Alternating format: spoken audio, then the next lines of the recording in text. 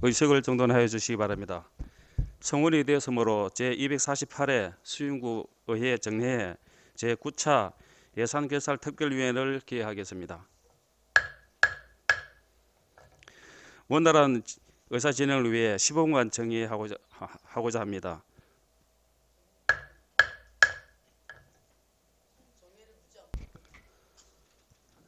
의석을 정돈하여 주시기 바랍니다. 성원이 되었으므로 회의 석결을 선포합니다. 존경하는 동료 위원 여러분, 그리고 정임숙 미래전략국장님, 박창주 행정문화국장님, 박괴열 복지환경국장님, 정동현 안전도시국장님, 박병건 보건소장님을 비롯한 관계 공무원 여러분, 대단히 반갑습니다. 오늘 회의는 전 부서를 대상으로 총괄 질의를 하고 안건별로 토론과 의결을 거쳐 심사를 마무리하도록 하겠습니다. 그럼 의사일정 제1항 2024년도 예산안, 의사일정 제2항 2024년도 기금운영계획안 이상 두 건의 안건을 일괄 상정합니다. 그럼 지금부터 전 부서를 대상으로 개별 질의 과정에서의 의문점이나 기록 유지에 필요한 부분에 대해 총괄 질의하는 시간을 갖도록 하겠습니다. 질의와 답변은 간단 명료하게 요약하여 해주시고 질의 시에는 상정된 두 건의 안건에 대해서 소관 부서장에게 일괄 질의하여 주시기 바라며 안건과 관련 없는 질문은 삼가 주시기 바랍니다. 질의 순서는 집계순에 따라 미래전략국, 행정문화국, 복지환경국, 안전도시국, 의회사무과, 보건소 순으로 하겠습니다. 먼저 미래전략국 기획전략과에 질의하도록 하겠습니다. 질의하실 의원 계십니까? 네, 과장님 답변서로 나와주시기 바랍니다. 김진 의원이 질의해 주시기 바랍니다.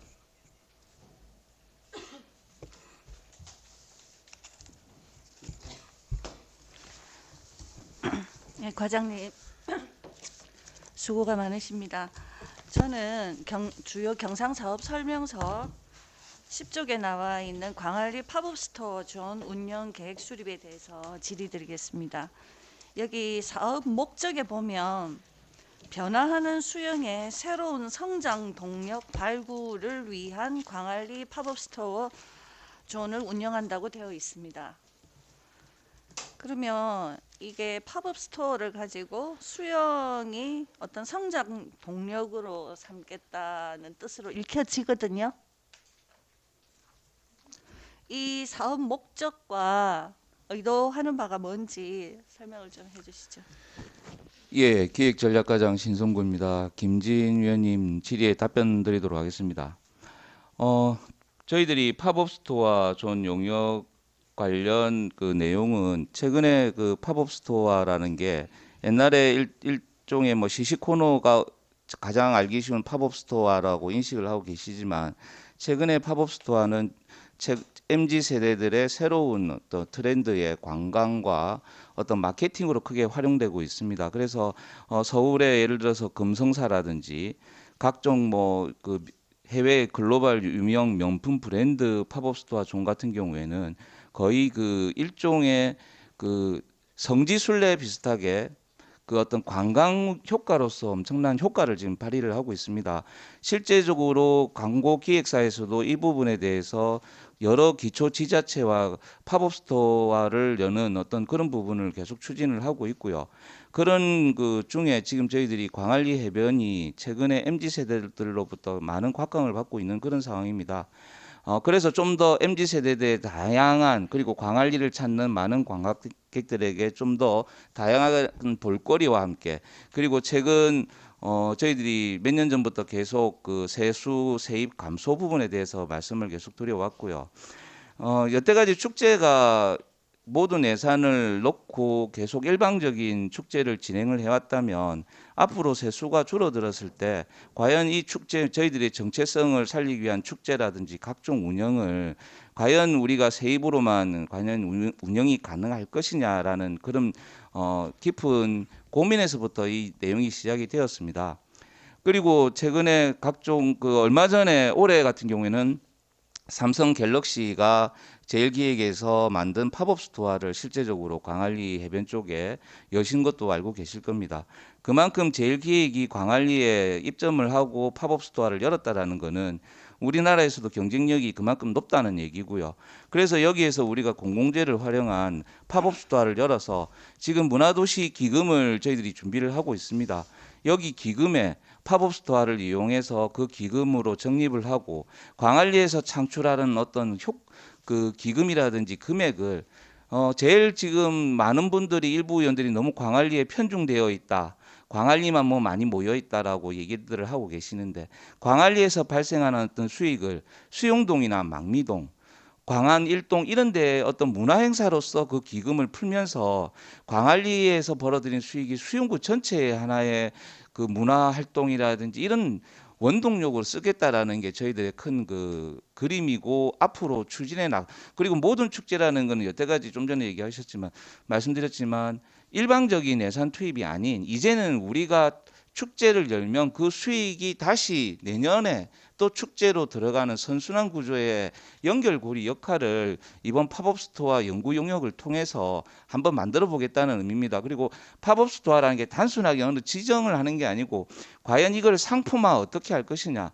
예를 들어서 지금 제가 설명을 드렸을 때 문화센터를 하면 그냥 문화센터만 하는 게 아니고 문화센터 자체를 어떤 형태로 해야 그 우리가 글로벌 천대 기업 뭐 국내 100대 기업들이 광안리에서 수익 활동이라든지 팝업을 할 수 있는 그런 여건을 만들겠다는 뜻입니다. 그리고 해변가에도 어떤 위치에 어떤 기반을 만들면 그 많은 국내 기업들이 광안리에서 돈을 쓰고 그 쓴 돈이 수용 구민들에게 혜택으로 돌아갈 수 있나를 고민하는 그런 용역이라고 말씀드리겠습니다.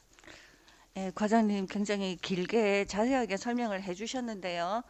우선 뭐 지자체들이 이런 기업들과 팝업 스토어를 하는 게 트렌드라고 하셨는데 기업들과 같이 팝업 스토어를 하는 지자체가 어디가 있었죠? 몇 군데나 있었습니까? 지금 제일 먼저 앞서가는 거는 역시 그 서울특별시 자체 공유재산을 활용해서 신한카드라든지 이런 그 대기업하고 지금 그 공유재산을 이렇게 그 2년에 한 번씩 입찰을 통해서 공유재산을 같이 공유하고 있습니다.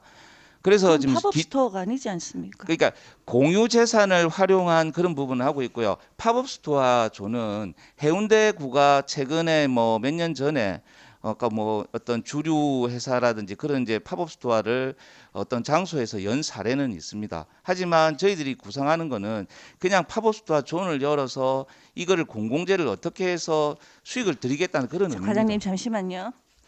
과장님 아까 제 그 질의 답해 주실 때 이런 지자체들이 대기업과 연계해서 팝업 스토어를 여는 게 트렌드라고 말씀하셨는데 서울시가 공유 부지를 그 기업과 이렇게 연계하는 거는 팝업 스토어가 아니고요.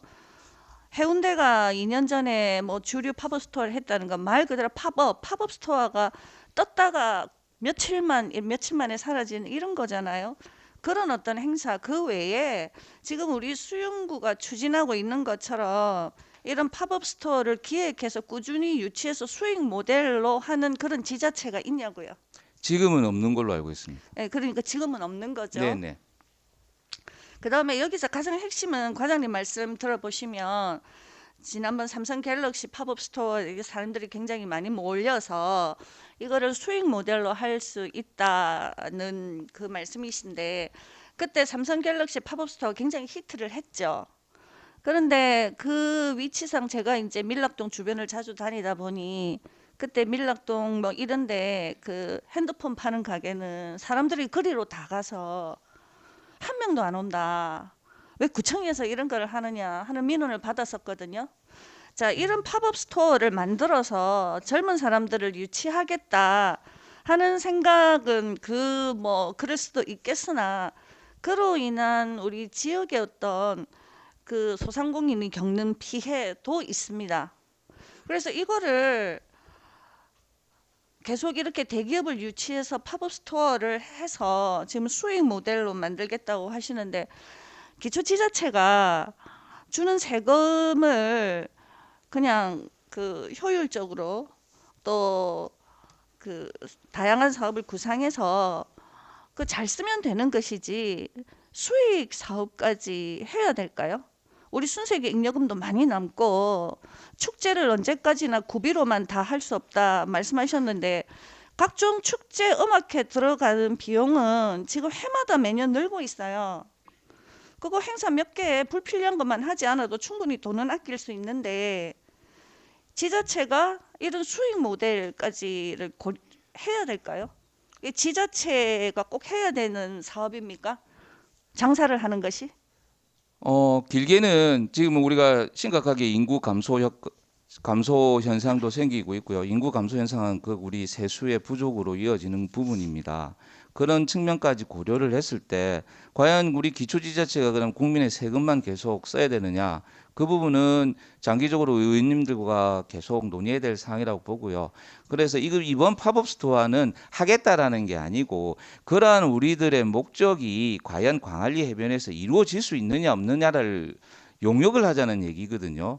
그래서 이러한 수익 구조가 우리가 원하는 그런 내용이 아니라면 이번 용역을 해보고 뭐 그 이상의 새로운 저희들 제안을 제시를 받는다든지 그런 목적이지 당장에 이걸 용역을 하면서 팝업 스토어 한다라고 단서를 다는 거는 아니 과장님 지금은 조금 적절하지 전에는 않습니다. 팝업 스토어를 해서 수익을 내서 그걸 문화기금으로 만들어서 그거를 축제에 쓰시겠다면서요.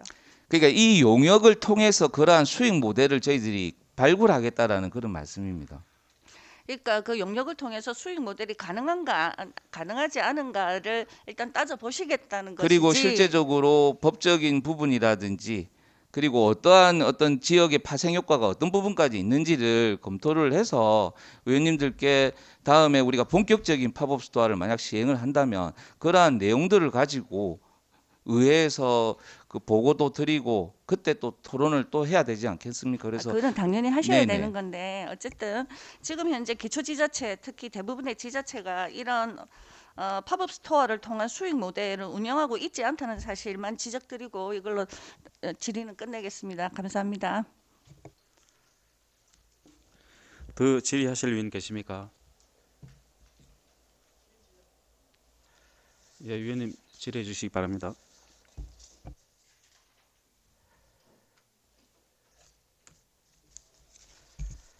네, 과장님 연일 고생이 많으십니다. 저는 성인지 예산과 관련해서 질의를 드리려고 하는데요. 부서별 성인지 예산서를 취합하여 성인지 예산서를 검토, 보완 및 확정하는 부서가 예산계라 기획전략 과장님께 질의 드리려고 하는데 맞으시죠? 네, 그 조선민 의원 질의에 답변 드리도록 하겠습니다. 예, 맞습니다. 저희들이 성인지 예산 총괄 부서입니다. 그렇다고 하면 성인지 예산의 개념과 편성 절차에 대해 간략하게 좀 설명해 주십시오. 성인지 예산은 2013년도 지방재정법이 개정되면서 시작이 됐고요. 그리고 성인지 예산은 우리가 어떤 성인지 부분이 부족하다. 우리가 사실 남녀의 어떤 그 인식이라든지 이런 부분이 상당히 부족했다라고 판단되면서 어떤 가족부에서 시작했던 그런 이제 대표적인 정책이라고 할 수 있습니다. 성인지 예산을 편성하는 기준은 당초에 저희들이 본 예산 편성 시 해당 부서에서 올라온 예산이 있습니다. 그 예산을 가족행복과에서 예산을 분석하고 그 내용 중에 성인지 예산으로 지정을 할 것인지 말 건지를 일단 가족행복과와 컨설팅 기업인 평생교육원에서 컨설팅을 받아서 1차 그 본 예산에 편성을 하게 됩니다.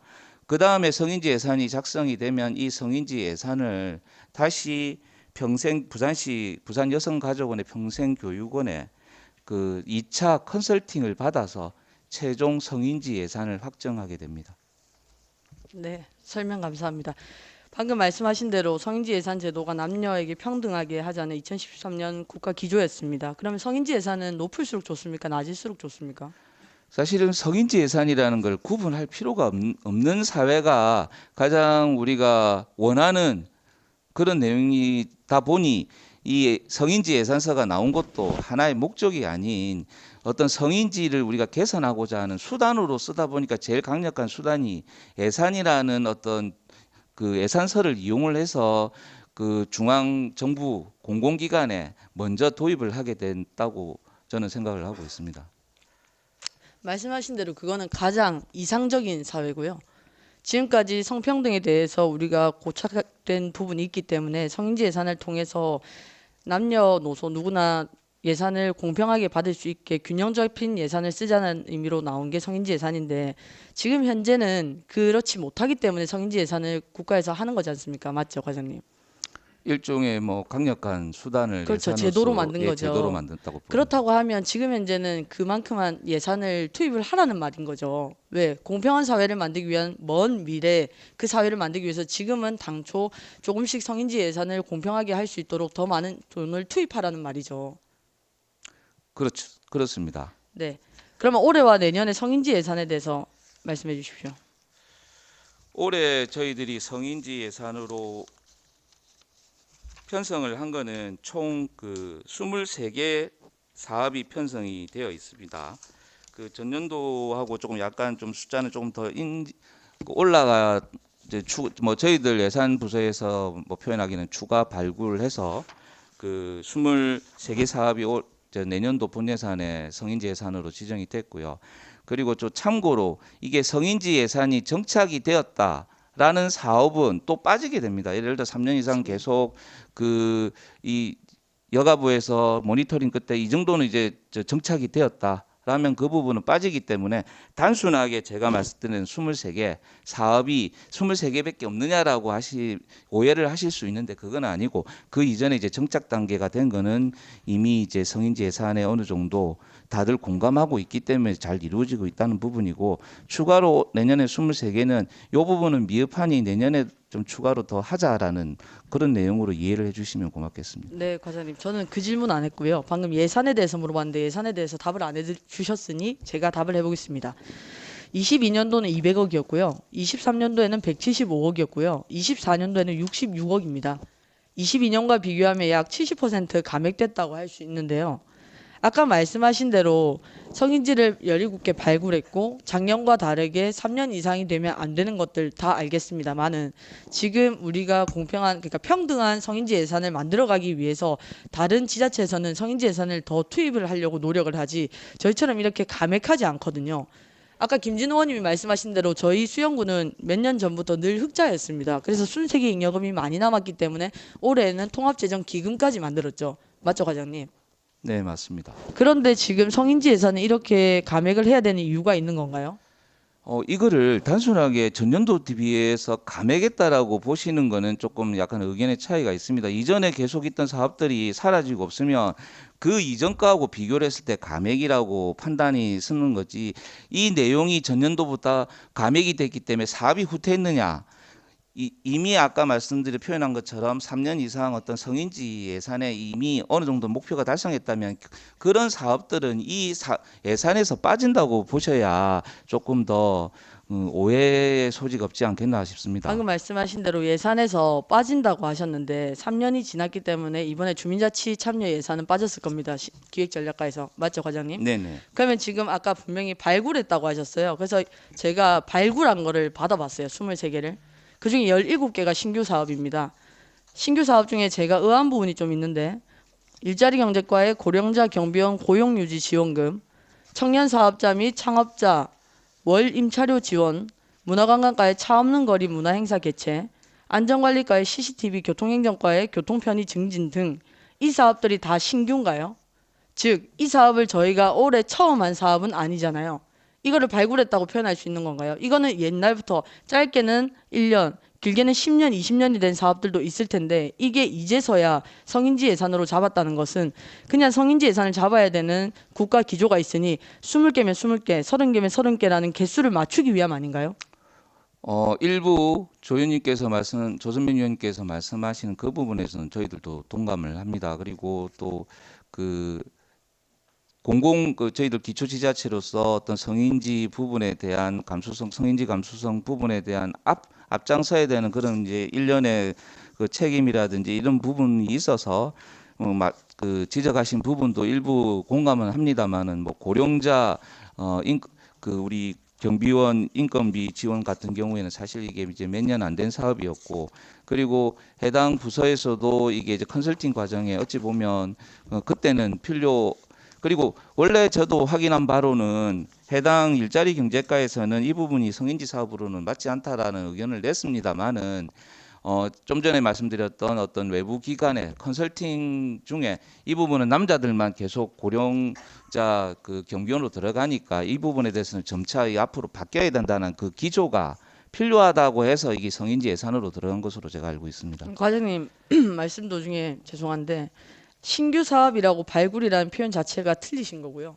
신규 발굴이라고 지금 방금 말씀하신 것처럼 그렇게 신규로 새롭게 이 예산을 그러니까 성인지 예산만을 위해서 예산을 편성하라 할 수는 없지만 성인지에 가까운 예산을 편성하기 위해서 이러한 예산 제도가 생긴 건데 신규 사업을 개수 맞추기 식으로 할 거면 내년에도 20개 언저리가 될 거고요. 그 후년에도 20개 언저리가 될 겁니다.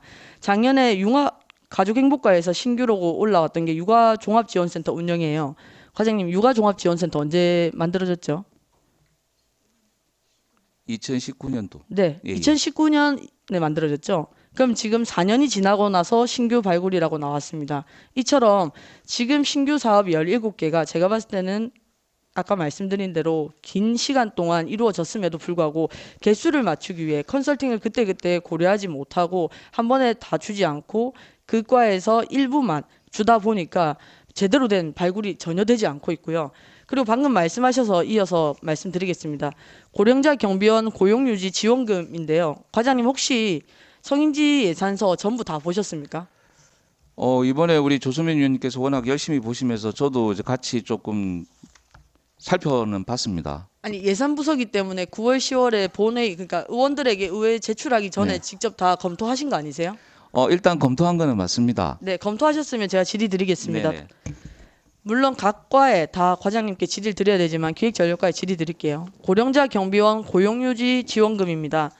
사업 대상자가 22년에는 10명, 23년에는 8명인데요. 그중 여성이 22년에는 1명, 23년에는 0명입니다. 근데 사업 수혜자는요. 22년에는 여자가 2명, 23년에는 2명입니다. 즉 사업 대상자보다 사업 수혜자가 더 많아진 케이스가 되는 거죠. 일단 이게 이해가 저는 되지 않거든요.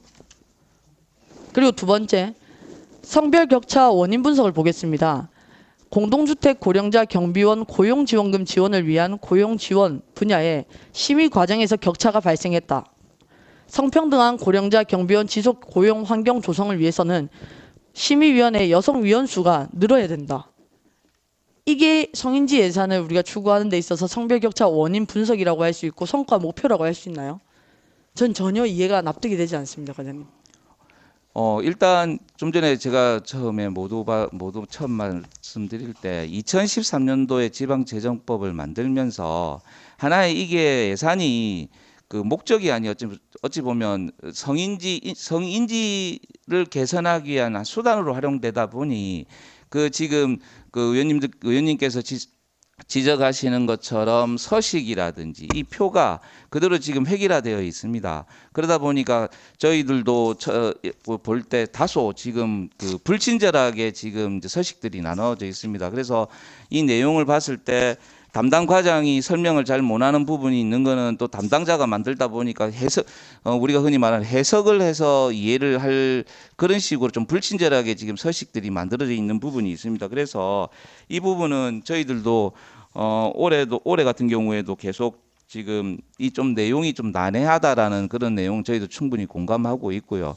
위원님께서 지적하시는 그런 부분도 예를 들어서 그 앞에 숫자가 어떻게 해서 나왔느냐 이런 내용들이 뭐 저도 이번에 검토하고 과정에 너무 좀 불친절하게 되어 있다 해서 좀 개선이 필요하다 해서 지금 현재 내년에는 좀 더 우리 세월 시스템에 재정 정보 시스템에 좀 더 내용을 친절하게 설명이 돼서 이거를 꼭 해석을 해야 된다는 그런 느낌이 아닌 내용을 봐도 이해가 충분히 될 수 있도록 개선해 나가겠습니다. 과장님, 제가 원하는 답변은 아닌 것 같고요. 제가 과장님께 모두에 말씀드렸습니다. 검토 보완 및 확정하는 부서가 기획전략과 맞죠? 네, 저희들 그러면 최종 컨설팅 받고 확정을 하고 있습니다. 네. 그렇다고 하면 이 자료를 의회에 오기 전에 과장님은 다 보셨을 거 아닙니까? 검토 확정을 했어야 했기 때문에. 부서의 얘기를 받아서 작성을 한 10월이 있고 10월에서 11월 사이에 검토 및 보완은 어쨌든 예상계이기 때문에 기획전략 과장님이 검토하셨을 거 아닙니까? 근데 이제 와서 이거를 지적하고 보니 보완을 해야 되겠다가 아닌 거죠. 진작 지적이 돼서 보완을 하고 의회에 올라왔어야 되는 거 아닌가요? 지금 뭐 말씀하시는 부분에서 저희들이 충분히 검토 못했다는 부분에서는 뭐 저도 그 유감스럽게 생각하고요. 어쨌든 좀 전에 말씀드린 것처럼 이 서식 자체가 어떤 시스템에 있는 서식이다 보니 그리고 내용도 그 충분히 저희들이 뭐 이를 그 부서장으로서의 어떤 책임 부분은 분명히 통감을 합니다. 통감을 하는데 이 부분에 대해서는 지금 당장에 내년에는 개선이 안 되겠습니다만은 어쨌든 개선해 나가도록 하겠습니다. 말씀 주셨는데요. 지금 성인지 예산이 2024년부터 2027년까지 작성 개요가 다 나와 있습니다. 어떻게 작성하라는 내용이 다 나와 있기 때문에 보셨을 거라 생각이 드는데 그럼에도 불구하고 이 부서만 그런 게 아니고요. 사업 수혜자와 사업 대상자를 분명하게 작성하라라고 내용이 나와 있습니다. 그런데 문화관광과 차 없는 거리, 사업 대상자 불특정 다수, 여성 남성 불특정 다수, 사업 수혜자 불특정 다수, 여성 남성 불특정 다수, 예산 구분 0%. 이게 성인지 예산인가요? 우리가 추구하는 성인지 예산이 불특정 다수에게만 계속 치우칠 거면 남녀 여성이 필요가 없는 사업인데 이미 이거는 성인지가 됐다고 봐야 되는 사업인데 이게 왜 들어가 있는 거죠, 과장님? 그리고 예산이 아예 편성이 안 되는데 이런 예산을 올릴 필요가 있나요? 그러니까 이런 거 하나하나가 지금 매뉴얼의 문제라고 하셨는데 그 매뉴얼을 공무원분들이 안 된다고 하면 컨설팅을 받았을 것이고 그 컨설팅이 우리가 원하는 수준이 안 나온다고 하면 제대로 된 컨설팅을 받으실 생각을 한 번이라도 한 적 없으신가요? 그 컨설팅 부분은 뭐 계속 뭐 똑같은 말 반복하겠습니다만은 그 해당 기관에 지정된 기관이 있어서 저희들이 컨설팅을 진행을 하는 부분이고요. 좀 전에 뭐 불특정 다수 부분은 불특정 다수라는 부분은 그 성인지 예산서에 사용할 수 있는 용어였기 때문에 해당 부서에서 사용한 걸로 제가 알고 있습니다. 그래서 이 부분에 대해서는 서로 뭐 이 내용에 대해서 왜 이게 들어갔느냐 안 들어갔느냐에 논란은 될 수는 있습니다만은 성인지 예산을 관리하고 컨설팅하는 기관에서 이 부분에 대해서는 아무런 하자가 없다고 이제 컨설팅을 받으니 해당 부서에서도 예산을 성인지 예산서에 올라가게 된 것이고 그리고 저희들도 성인지 예산서에 최종 확정하게 됐다라는 부분을 양해 말씀을 구하겠습니다. 과장님 성인지 예산 컨설팅 받을 때 2번 받지 않습니까? 네네. 그 2번 다 저희 예산 쓰이나요? 컨설팅 받을 때 예산이 들어가냐고요? 비예산이냐고요? 예산이냐고요? 비예산입니다. 네, 비예산이죠. 네네. 근데 과장님, 이 성인지 예산이 저희가 감액을 한다. 그러니까 아까 얘기했던 것처럼 성인지 예산이 올라왔을 때 저희가 본 예산처럼 깎을 수 있다. 아니면 그러니까 소위 말해서 삭감할 수 있다라는 게 있나요? 일단은 저희들이 검토를 했을 때 이 성인지 예산에서 뺄 수는 있죠. 삭감이라는 게 아니고. 의회 제출했을 때 저희의 권한 중에 네네. 본 예산 같은 경우에는 의원들이 보고 아닌 거에 대해서는 삭감을 할 수 있지 않습니까? 개수 조정 때 성인지 예산도 할 수 있느냐고요. 이거는 삭감의 여부하고 관계없는 할수 이거는 없죠. 할 수 없습니다. 네. 그렇기 때문에 이렇게 성실하지 못하게 무분별하게 방대하게 만든 거예요. 2013년부터 시작된 기조에서 10년간 저희는 전혀 나아짐이 없었던 거죠. 컨설팅 공짜 좋습니다. 근데 그 컨설팅 내용이 부실하고 아무리 센터와 국가에서 해준다고 할지라도 그 컨설팅이 제대로 된 방향을 제시하지 못한다면 이 예산이 삭감이 되는 예산이었더라면 기획전략과에서는 더 열심히 찾아보셨을 거고요. 더 세밀하게 매뉴얼을 만드셨을 거예요. 근데 이 예산이 삭감의 원칙이 아니기 때문에 그냥 제가 봤을 때는 본 예산의 부록 수준으로 만들기 때문에 이렇게 성의 없이 만드는 것이고요. 관심을 가지지 않는 거죠. 모든 부서 과장님들께서요. 그러려고 성인지 예산을 하라는 건 아니지 않습니까? 의원님 말씀 중에 성의가 없다는 말씀은 동의를 할 수가 없고요. 이 예산에 나온 거는 본 예산의 모든 사업을 분석을 해서 해당 부서에서 이 사업만큼은 성인지 예산으로 또 넣어야 된다. 다들 공부를 해서 뽑아낸 자료입니다. 그럼 아까 제가 그리고 말한 그 자료를 가지고 관련 기관의 컨설팅을 받아서 하는 결정을 한 거지. 어떻게 공무원이 아까 말씀드린 것처럼 이거를 뽑아내고 안 뽑아내고의 차이점이 아니고 내년도 그러니까 2024년도 본 예산에 대한 내용을 해당 부서에서 면밀히 보고 이 사업만큼 필요하다라 해서 넣은 거지. 이게 그 좀 전에 의원님께서 말씀하신 것처럼 이렇게 아무거나 넣은 거 아니냐 이 말씀은 아닌 것 같습니다. 아까 과장님 말씀하셨잖아요. 매뉴얼이 제대로 되지 못해서 그냥 서식적인 부분만 채우다 보니까 미흡한 게 많다라고 하셨지 않나요? 제가 말씀드린 부분은 그 사업에 미흡하다는 것이 아니고 제가 성인지 사업이 예산서에 미흡하다 대한 했나요? 내용이 조금 의원님들이 그 이해를 하실 때 불친절하게 내용이 있는 부분에 대해서 미흡하다고 말씀을 드렸습니다. 과장님, 나중에 기록을 다시 보세요. 제가 성인지 예산서를 작성하는 데 있어서 불친절하고 무성의하다고 말씀을 드린 거지, 제가 이 성인지 예산의 하나하나 사업에 대해서도 저는 마음에 안 드는 사업들이 많지만 그래도 컨설팅을 받았고 매뉴얼대로 했다고 하니 드릴 말씀은 없습니다만, 제가 말씀드린 거는 이 사업 자체가 우리가 과연 사업을 진행하는 데 있어서는 당연히 누구나 열심히 하시겠죠, 과장님들께서. 제가 그걸 지적했나요? 성인지 예산서를 편성하고 작성하는 기준에 있어서는 미흡했다고 인정을 하신 거였잖아요. 그 그거 제가 부분에 얘기한 대해서는 거였잖아요. 저도 미흡하다고 말씀을 그러니까 드렸습니다. 그거 제가 얘기했잖아요, 과장님. 제가 사업이 실패라고 했나요? 사업의 성과가 무조건 부족하다고 했나요? 전 단 한 번도 그런 얘기를 한 적이 없어요. 이 사업이 성인지 예산과 안 맞다고 얘기를 하는 거지, 이 사업을 하지 말라는 게 아니잖아요, 과장님. 성인지 예산은 아까 말씀하신 대로 남성, 여성에게 어떤 영향을 끼칠지를 분석해서 예산 편성을 하는 거잖아요. 근데 이거 짤 때 본 예산만큼이나 시간을 많이 대비 투자하나요? 아니죠. 본 예산에 있는 부록인 거죠, 사실은. 왜? 본 예산을 먼저 편성할 때 성인지라는 예산을 이 정도는 성인지가 들어가겠지를 예측을 하고 그 예산서를 저희한테 마지막 최종 성인지 예산서를 주시는 거잖아요. 아닌가요?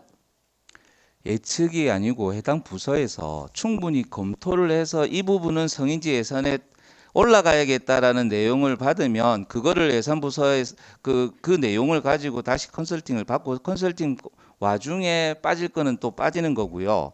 그리고 그 컨설팅을 받은 예산을 다시 저희들이 예산부서에서 예산서로 작성을 하는 겁니다. 과장님, 지금 계속 도돌이라서 짧게 말씀드리면 여성 남성이 미칠 영향을 우리가 미리 예측을 해서 성인지 예산을 잡는 거 맞잖아요. 제가 지금 예측을 한다는 거는 남성 여성에게 동시에 가야 될 성인지 예산이기 때문에 개념 자체가 이 사람들한테 어떻게 이 예산이 편성이 됐을 때 공평하게 갈 수 있을까를 예측하고 우리가 그거에 대해서 고민을 해서 하는 거지, 예측도 안 하고 그럼 이 예산이 성인지일지 아닐지 우리가 그냥 관심만 가지고 하는 건 아니잖아요. 우리가 어느 정도 이 사람들이 수혜자가, 대상자가 갈지 안 갈지를 당연히 예측을 해야 되는 거잖아요, 부서에서. 그 예측이라는 단어에 꽂히신 것 같은데 그거는 개념의 원리인 거예요. 그냥 개념에 대해서 말씀을 드리는 거예요. 그리고 컨설팅을 제가 아까 말씀드렸는데 국가에서 컨설팅을 2번을 해준다. 제가 봤을 때는 컨설팅을 받았을 때 이 예산이 성인지 예산에 대해서 우리가 좀 더 공무원분들께서 관심을 가지고 기울였더라면 컨설팅을 예산으로 올려서 한 번 더 받았을 것 같아요. 그리고 교육도 제가 몇 번을 받는지 모르겠습니다만은 성인지 예산에 대해서도 공무원들이 지금 현재 10년이 지났지만 아직 이 부분에 대해서 명확한 확립이 되지 않는다고 하면 교육을 추가로 했을 수도 있는 거고요. 컨설팅도 지금 그런 국가센터가 아닌 제대로 된 성인지 예산 부서에서 맞춰서 컨설팅을 받을 수도 있는 거고요. 근데 그러한 노력을 단 한 번이라도 하신 적은 없잖아요. 그냥 정해진 루트만 지금 하고는 계신 건 맞잖아요. 예, 의원님께서 지적하신 그대로 맞고요. 만약에 이제 내년에 의원님께서 뭐 승인해 주신다면 저희들이 그 의원님께서 외부에 예산을 들여서라도 새로운 컨설팅을 받으라고 하시면 내년에 한번 추경이라든지 넣어가지고 의원님들께서 승인해 주시면 외부에 한번 저희들도 컨설팅을 받도록 하겠습니다. 네, 추경에 자세하게 계획 잘 짜셔가지고요. 어떤 업체에서 용역을 올려주시면 검토를 해볼 것 같고요. 그리고 그렇지 못하더라도 지금 현재 이 사업들을 10년이 지났을 때 제가 10년 전 걸 볼 수는 없습니다만은 예산이 크게 변하지 않았을 것 같아요. 매뉴얼 자체는 그냥 국가에서 하는 기조에 맞춰서 매뉴얼을 만든 것 같은데 각 부서에서 좀 더 심하게 성인지 예산에 대해서 파악을 하시고 담당 공무원분들도 그 계획을 짰으면 그 계획에 맞는 성별 원인 분석이 돼야 되고 사업 수혜자가 나와야 되고 대상자가 나와야 되는 거지, 이렇게 불친절한 서류는 안 만들어 주셨으면 좋겠습니다. 그리고 그거를 기획전략과에서는 최종 검토 보완할 때 한 번 더 면밀히 살펴주셨으면 좋겠습니다. 이상입니다. 예, 면밀히 앞으로 좀 더 살펴서 내년에는 준비를 잘하도록 하겠습니다. 더 질의하실 의원 계십니까? 예, 손사락 간사님 질의해 주시기 바랍니다. 네, 과장님 수고 많으십니다. 경상사업 설명서 9페이지 신규 브랜드 개발에 관해서 질문드리겠습니다. 이 사업 어떤 사업인지 설명 좀 해주시겠습니까? 예, 손사라 간사님 질문에 답변 드리도록 하겠습니다. 저희들 신규 도시 브랜드 개발 사업은 그 BI와 지금 저희 수영구 캐릭터를 새롭게 지금 기존 수와 영희 캐릭터가 아닌 뭐 어떤 캐릭터가 확정이 될지는 모르겠습니다만은 그 두 개의 어떤 그 상징물을 도시 브랜드로 개발하겠다는 그런 예산이 되겠습니다. 네, 저희 기존에 가지고 있는 BI가 ECU, 여기 보이는 ECU 맞습니까? 예, 맞습니다. 근데 혹시 ECU가 우리 도시를 상징하는데 불명확하거나 상징성이 낮습니까? 교체하려는 이유가 뭡니까? 일단 저희들이 그 우리가 그 브랜드 만든 부분이 좀 시간이 이제 14년 정도 됐고, 그리고 또 지난번에 제가 그 총괄 질의에도 말씀을 드렸습니다만 개청 내후년이면 이제 개청 30주년이 됩니다. 그래서 새로운 구의 어떤 그 BI를 만들어서 어떤 저희들이 미래 그 앞으로의 20년, 30년을 앞으로 나아갈 것인지를 널리 좀 홍보도 하고, 그리고 어떤 그런 부분에 대해서 새로운 또 분위기를 도모코자 요번에 이제 도시 브랜드를 개발하게 그 예산을 편성하게 되었습니다. 지금 뭐 모리 같은 경우에는 뭐 얼마 전에 우리 그 어린이 명예가장 왔을 때 그 지역 내에 많은 분들이 모리라는 것도 또 인지를 하고 계시더라고요. 그래서 이번 기회에 모리도 조금 더 그 동서대 이승희 교수님을 뭐 이렇게 비롯해서 다시 한번 디벨롭해서 좀 더 사랑받는 구 캐릭터와 BI를 개발하고자 예산을 편성하였습니다. 네, 저희 CU가 14년 되셨다고 하는데요. 지금 도시 세계에서 제일 유명한 도시 브랜드 슬로건이 뭔지 아십니까? I love 뉴욕. I love 뉴욕은 예. 몇 년 됐습니까? 좀 오래됐습니다. 네, 40년 됐습니다. 네네. 도시 슬로건은 지역의 이미지를 떠오르게 하고 그리고 그 도시의 첫인상입니다. 잦은 슬로건 교체는 이미지 각인이 어렵고 상징의 의미도 퇴색되고요. 또 그 지역의 정체성을 드러내서 그 자체만으로도 구와 시민들을 연결시키는 연결고리가 될 수 있다고 생각하거든요. 그런데 혹시 이 수영구의 상징인 CU가 바뀌어도 좋은지 혹시 주민들의 의견을 파악해 보신 적은 있으십니까? 따로 파악한 적은 없습니다. BI가 수용구의 상징인 만큼 관공서용이 아닌 주민과 그다음에 구가 공유하는 것이 되어야 될 것 같고요. 주민들이 정말 원하는 것인지도 파악할 필요가 있다고 생각합니다. 그리고 잦은 브랜드 슬로건 교체가 능사는 아닙니다. 이상입니다. 예, 의원님께서 어쨌든 의원님들이 원안 가결해 주시면 잘 만들어서 주민들한테 사랑받는 앞으로 100년을 쓸 수 있는 BI와 캐릭터를 만들도록 하겠습니다. 더 질의하실 의원 계십니까? 질의하실 의원이 안 계시므로 기획전략과에 대한 총괄 질의를 마치겠습니다. 스마트 도시과에 질의하실 의원이 계십니까?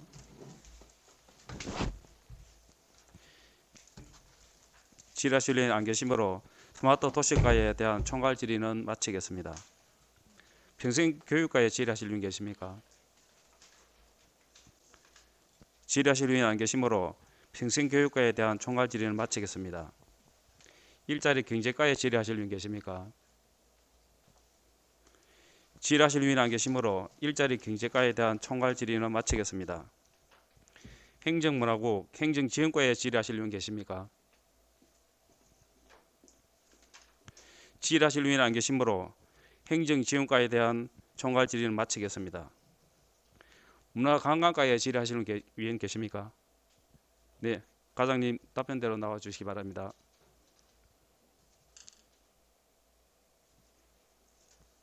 김준 의원님 질의해 주시기 바랍니다. 예, 과장님 연일 수고가 많으십니다.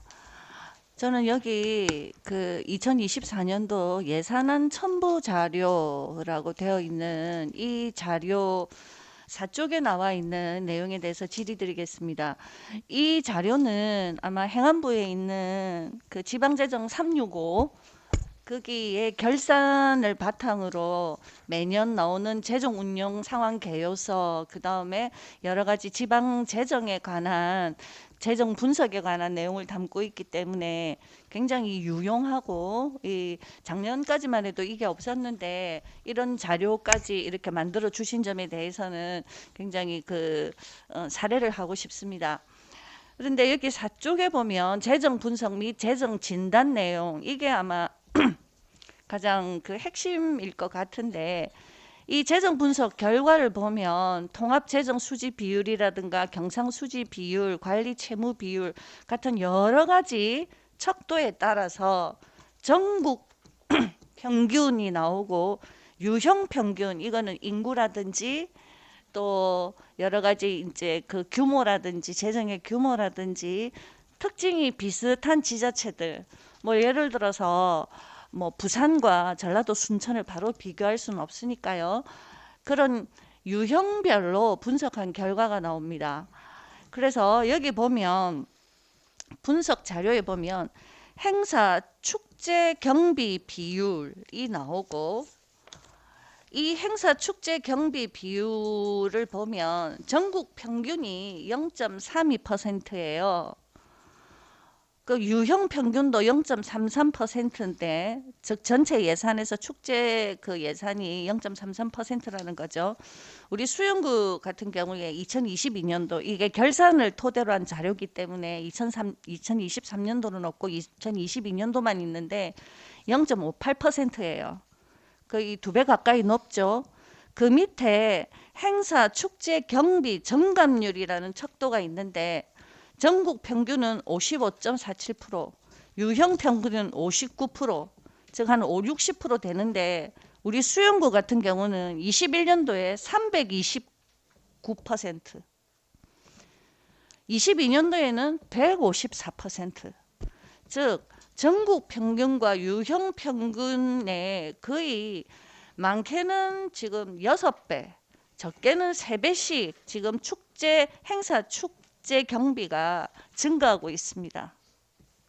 그만큼 이 말씀을 왜 드리냐면, 우리 예산서를 보면 지금 광안리 주변에 무슨 음악회 행사가, 유산 행사도 굉장히 많고, 기존의 예산에 굉장히 많이 이렇게 진행되어 왔음에도 불구하고 또 이번에 음악회 예산이 들어가 있고, 지난번에 조선민 의원님이 지적하셨던 것처럼 어방축제 같은 경우는 이게 10위와 9위 매칭이라고 하지만 10위는 4,500만 원입니다. 우리 수영구가 13억을 태우는 거예요. 그래서 이게 이렇게 좀 과도한 예산 집행이 아닌가. 이게 지금 다른 전국과 유형으로 비교해서 우리가 행사 축제 경비에 너무 많이 과도한 예산을 증가시키고 있다는 것을 단적으로 보여주는 거라고 생각하거든요. 이제 과장님 의견 듣고 싶습니다. 예, 문화관광과장 강두루입니다. 김진 위원님 질의에 답변 드리겠습니다. 죄송하게 사실은 제가 예산안 첨부 자료는 오늘 처음 봐서 답변이 정확하게 될지는 모르겠지만 제 나름대로 답변을 드리도록 하겠습니다. 아까 말씀하셨듯이 행사선 경비가 우리 구청에 많이 증가한다고 염려를 하시는 것 같습니다. 여기에서 보면 22년이나 21년 자료는 코로나 그때 대비한 자료라고 제가 이해를 하겠습니다. 사실 그때 코로나 때도 우리는 어방축제도 온라인으로 했었고 카운트다운 축제도 온라인으로 한 걸로 알고 있습니다. 그래서 이 자료가 다른 지자체에 비해서 행사상 경비가 조금 과다하게 많이 책정이 된 걸로 알고 있습니다.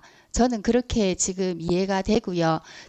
지금 이렇게 말씀하시는 거는 김진 위원님이 내년에 사실은 뭐 강안리나 수변공원에서 행사선 경비의 어떤 축제나 그런 공연이나 그런 것들이 많이 진행되고 있음을 염려하시는 것 같습니다. 강안리 어방축제, 강안리에서 하는 공연 축제는 전에 제가 말씀드렸다시피 크게는 2월 달에는 달집이 있고요. 달집이 있고 7월 8월에는 차 없는 거리가 있고 강안리 어방 축제가 있고 사실은 카운트다운이 있고, 그런데 강안리에서 하는 축제는 사실 경비가 조금 높이 된 거 말고는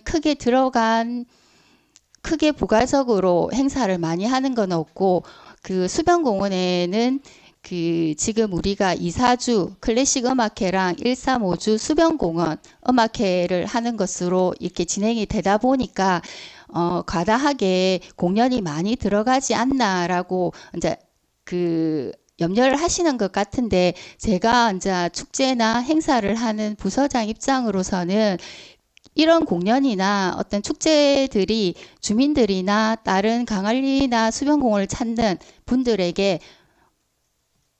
제공할 수 있는 그런 어떤 혜택이라고 말씀을 드리고 싶습니다. 강안리에 오면 위원님께서도 아시다시피 실패가 없다라는 말을 많이 합니다. 그만큼 강안리에는 사계절 이루어지는 행사나 뭐 축제가 많다라고 그렇게 저는 이해하고 있습니다. 그 광안리에 오면 실패가 없다는 말을 행사 축제가 많아서 그렇다라고 말씀하신다면 저로서는 뭐 과장님께서 그렇게 이해하고 계신다면 저로서는 할 말이 없고, 그 다음에 코로나 말씀하셨는데 코로나는 수영만 겪은 게 아니잖아요. 전국이 다 겪었기 때문에 그 코로나 이유를 대시면 안 되고요. 이거는 전국 평균, 유형 평균이 있고 우리 수영구의 축제 비용 상승 비중이 있기 때문에 다른 전국이나 다른 우리와 유사한 지자체가 50% 정도 증가할 때 우리는 300%, 150% 증가했다는 것이 팩트예요. 숫자로 나와 있는 팩트. 즉 축제 비용이 기하급수적으로 늘었는데, 특히 어방축제라든지 규모가 굉장히 커지지 않았습니까? 올해는 또 13억으로 더 늘었죠. 자, 그래서 이렇게 축제를 다른 지자체에 비해서 월등하게 축제에 많은 비용을 투입하고 있다. 여기에 예산 낭비의 요소는 없는가? 과다하게 겹치는 성격의 이런 행사 같은 것은 없는가라는 것을 검토를 하셔야 된다는 것이 제 의견입니다. 왜냐하면 여기 이게 재정 분석, 재정 진단 내용에 나와 있는 거예요.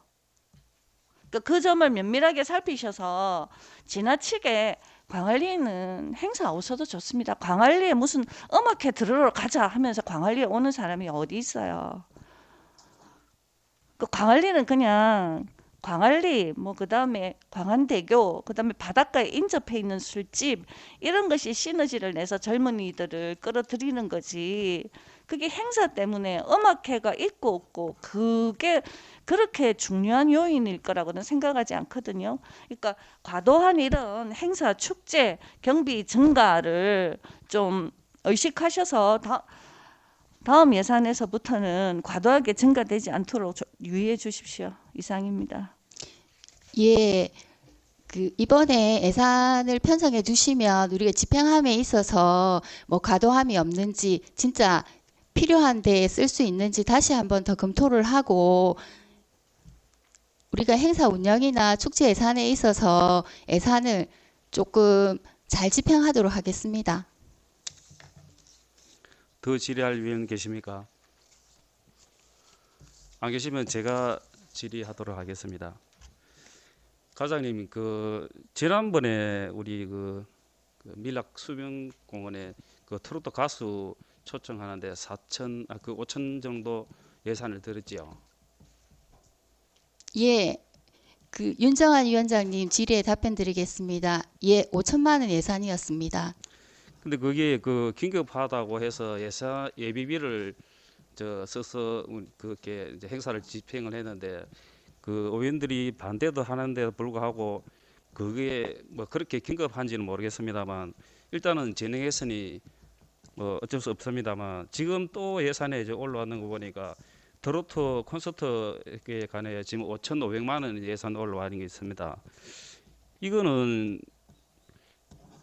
실제로 이 5,500만 원은 예산이 실제 이게 장기적으로 뭐 우리가 진짜 수영구 관광객들을 올 수 있게 하고 있는 예산인 것 같으면은 충분히 이해가 가는데, 이거는 실제로 트로트 가수 불러갖고 하는 거는 일회성으로 그치지 않습니까? 어떻게 생각합니까? 예, 작년에는 사실 수변공원이 금주구역으로 지정이 되면서 우리가 수변공원에 사람을 모이게 하는 어떤 일환책으로 어떤 것이든 무엇이든 고민하고 했어야 됐기 때문에 트로트를 했습니다. 그 위원장님도 아시다시피 우리가 트롯 공연을 했을 때 4,500명 정도가 모였고요. 그때 그 현장에서 뭐 보셨으면 그 열기를 다들 위원님들께서도 아셨을 것입니다. 저는 뭐 행사를 관장하는 부서장으로 수변공원에 뭐 금주구역 이건 금주를 하건 아니건 그렇게 사람이 많이 모이고 그렇게 한 자리가 되어서 즐겁게 지냈던 그런 거는 뭐 수변공원이 생기고 나서는 없었다고 생각을 합니다. 그렇기 때문에 다 같이 한 자리에서 그런 공연을 보면서 모이는 자리가 작년뿐만 아니라 올해도 지속적으로 돼서 수변공원이 좀 더 활성화되고 모든 주민 또한 주민뿐만 아니라 관광객이 한 자리에서 모여서 그런 트로트 공연을 다 같이 즐길 수 있는 그런 자리가 필요하다고 생각했기 때문에 예산에 올렸고 이번에도 예산에 반영해 주시면 작년보다도 한층 더 업그레이드된 뭐 그런 사람들 섭외도 하고 조금 공연도 신경을 쓰고 수변공원이 뭐 다른 사람들이 찾을 수 있는 그런 장소로 될 수 있도록 최선을 다하도록 하겠습니다. 그게 이름 있는 트로트 가수가 오면은 물론 저 보고 듣고 하신 분들은 좋겠지요. 근데 그게 우리 그 수변공원에 있는 그 상인들에 대한 도움이 될까 안 될까는 그게 의문스럽고요. 이게 장기적으로 우리 그 수영구를 찾을 수 있는 관광객을 위해서 사업을 뭐 어떤 방법을 찾으셔야지. 또 지금 그때 일행성으로 했다고 우리 의원들이 지적했는데 또 예산을 올리는 것도 내가 보기에는 잘못된 예산인 것 같고요. 지금 제시도 수영구에서 한 국민으로서 아니 전국에 우리 수영구를 찾아오고 강화를 찾아오고 수변공원을 찾아오는 데서는 5억 5천만 아니라 55억도 뭐 예산을 투입해야죠. 근데 저는 이 사업이 일회성으로 거치는 사업을 이렇게 계속 추진한다는 것은 난 문제 있다고 해서 지적하는 겁니다. 예, 위원장님이 일회성에 트로트 공연이 일회성에 그치고 다른 분들의 어떤 유입 효과나 그런 것들이 없지 않나라고 염려해 주시는 그 부분을 반영해서 트로트 공연을 인해서 수변공원에 사람이 모이고 그 수변공원이 활성화될 수 있도록 좀 더 고민하고 그 부서에서 자체적으로 고민을 해서 좀 더 알찬 행사가 될 수 있도록 최선을 다하도록 하겠습니다.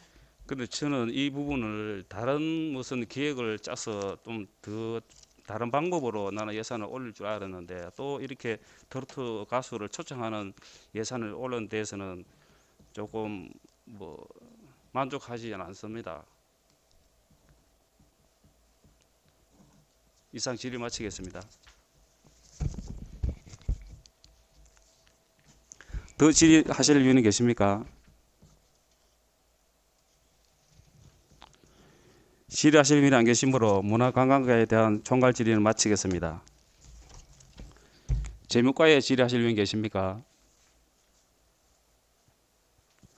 질의하실 의원이 안 계시므로 재무과에 대한 총괄 질의를 마치겠습니다. 민원 여건과에 질의하실 의원 계십니까? 질의하실 의원이 안 계시므로 민원 여건과에 대한 총괄 질의는 마치겠습니다. 세무 1과에 질의하실 의원 계십니까? 질의하실 의원 안 계시므로 세무 1과에 대한 총괄 질의는 마치겠습니다. 세무 2과에 질의하실 의원 계십니까? 질의하실 의원이 안 계시므로 제가 질의하도록 하겠습니다. 과장님 답변대로 나와주시기 바랍니다.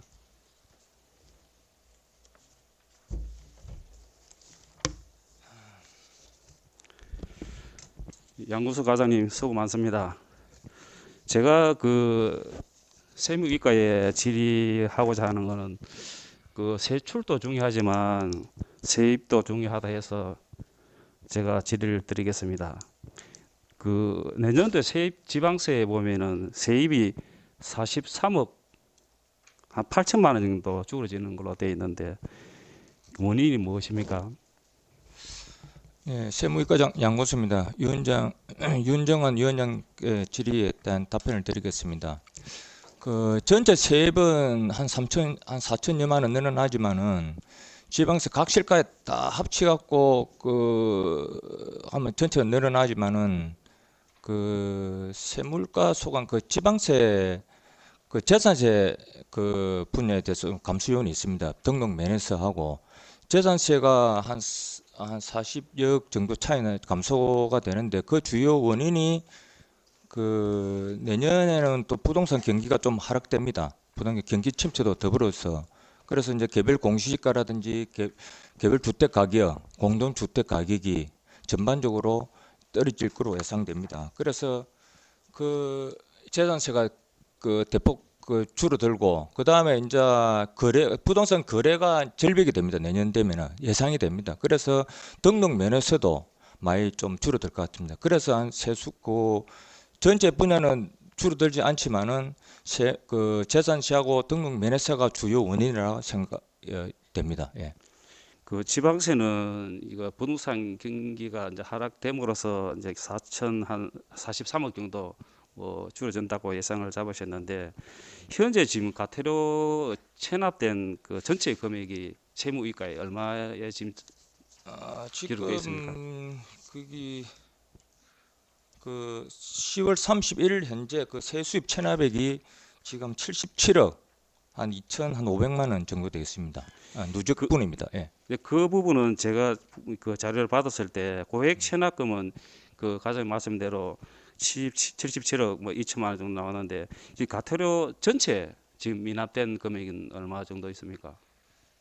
전체 이제 지방세하고 그 합치면은 그것도 한 60억 정도 그 누적분입니다. 그게 이때까지 계속 누적된 거 간연대분 현년도분은 각실까지 하다가 그 현년도분의 각실까지 못 받은 거는 2월 돼서 세무이과에서 체납비를 계속 관리하고 있습니다. 그럼 세수입 분야하고 지방세하고 금액은 뭐 대동소이합니다. 그 고액 체납자 제가 명단을 받은 걸 제가 안 가지고 와서 그러는데 보면은 그 개인적으로 명단된 부분이 고액 체납 중에 제일 그 체납된 부분이 6억 1천만 원 또 하신 분도 있고 그게 뭐 2억 3천 뭐 1억 4,300, 4,500, 1,000 단위가 다 넘어가더라고요. 그 부분들이 한 분 정도 명단을 받았는데 그 총액이 77억 2천만 원이거든요. 예, 맞습니다. 자료상에. 예. 예. 근데 그 중에 몇몇 분은 수윤구의 이제 아파트 중에 뭐 조금 이름 있는 아파트에도 거주를 하고 있다고 들었습니다. 근데 그 부분들은 그 고액 체납 징수에 대해서 지금 어떻게 큰 방법으로 징수하고 있습니까?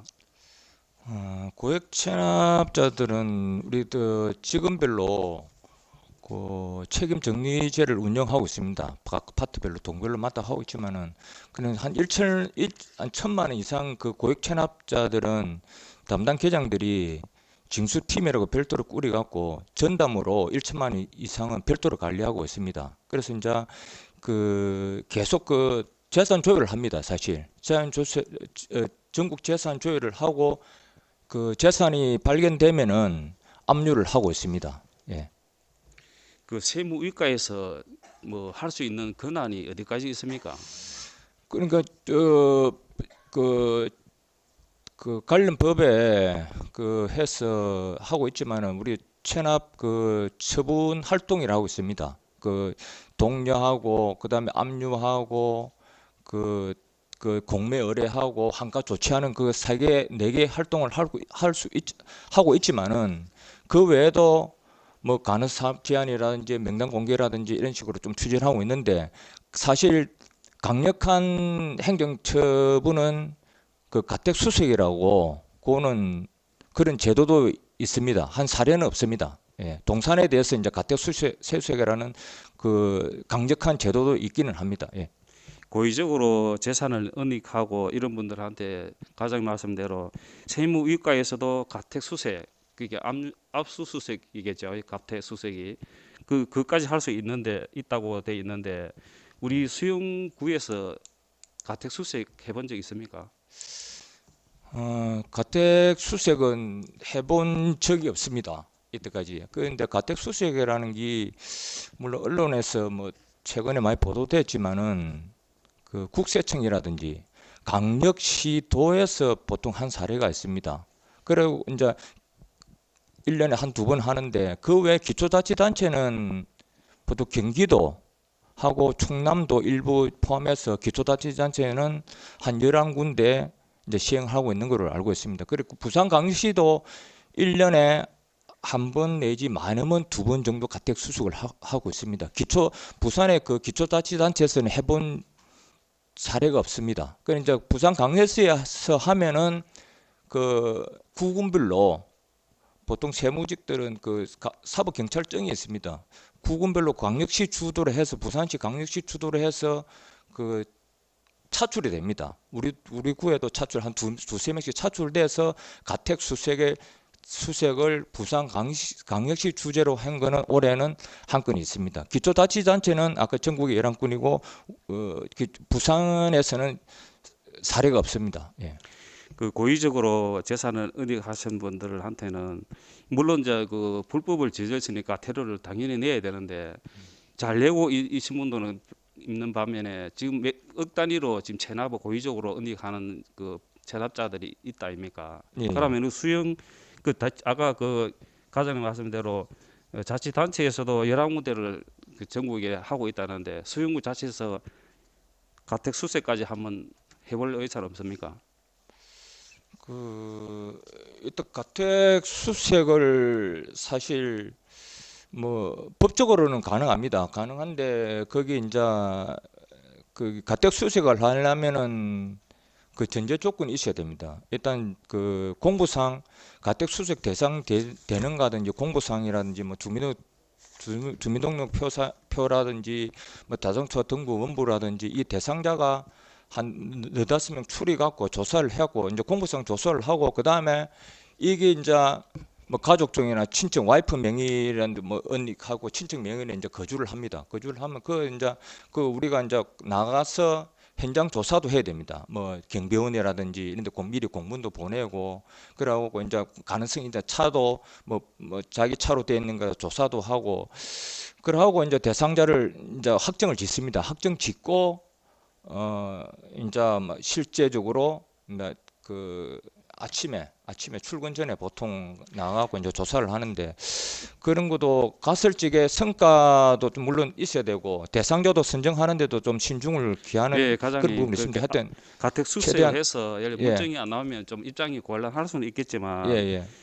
이 고의적인 체납자들한테 제가 말씀드리고 싶은 건 우리 수용구 기초단체에서도 한번 시도를 해보시면 어떠냐고 과장님 말씀드렸습니다. 그리고 예. 이게 뭐 물론 이게 물증이 뭐 나오면 좋겠지만 이거는 뭐 자기가 몇 억씩 체납을 하면서 이름 있는 아파트에 버젓이 거주를 하고 있지 않습니까? 이런 거는 그냥 이 고의적으로 이 체납된 분들이 몇 분 있잖아요. 이런 분들한테 나는 실제로 이번 기회에 한번 가택 수색을 함으로써 뭐 본보기로 뭐 경각심을 불러일으킨다든가 이런 점이 나는 있기 때문에 이제 뭐 물론 이 실제로 형평성이 안 맞잖아요. 내는 사람 내고 고의적으로 재산을 은닉하고 해가지고 다 다른 명의로 돌리고 뜻하게 살아가는 사람이 있지 않습니까? 이런 분들한테는 뭐 본보기를 한번 가택 수색할 의사는 없습니까?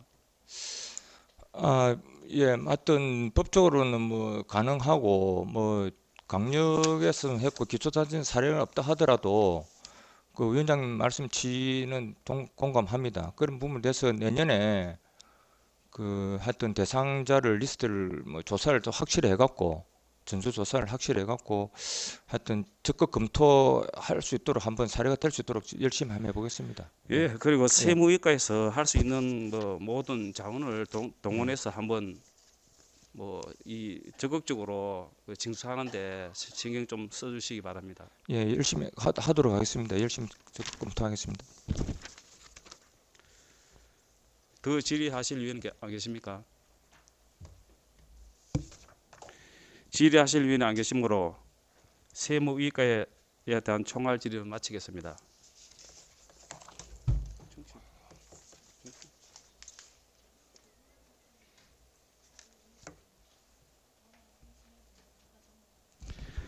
원활한 회의 진행을 위하여 5분간 정회를 하고자 하는다. 위원님 이 있습니까?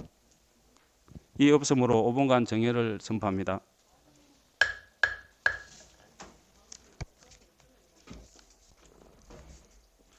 성원이 되었으므로 회의 속결을 선포합니다.